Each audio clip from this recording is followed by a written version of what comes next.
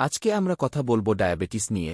আপনি কি জানেন, বাংলাদেশে প্রতি ১০ জনে একজন মানুষ ডায়াবেটিসে ভুগছেন। ডায়াবেটিস কিন্তু নীরব ঘাতক, তবে সময়মতো সচেতন হলে নিয়ন্ত্রণ সম্ভব।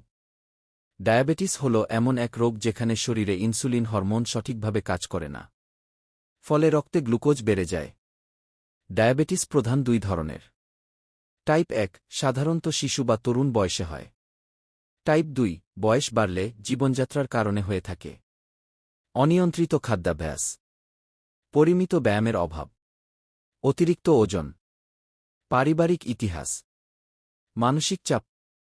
৩ লক্ষণ: অতিরিক্ত পিপাসা ও প্রস্রাব, বারবার ক্ষুধা লাগা, ওজন কমে যাওয়া, ক্লান্তি অনুভব, দৃষ্টিশক্তি ঝাপসা হয়ে যাওয়া।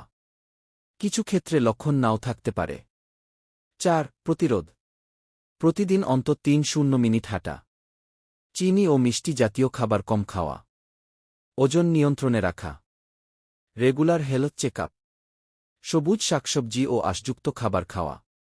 ৫ চিকিৎসা: চিকিৎসকের পরামর্শ অনুযায়ী ওষুধ বা ইনসুলিন, ডায়েট প্ল্যান ও ব্যায়ামের রুটিন, নিয়মিত রক্তে গ্লুকোজ পরিমাপ, সচেতনতা ও পরিবার থেকে সাপোর্ট।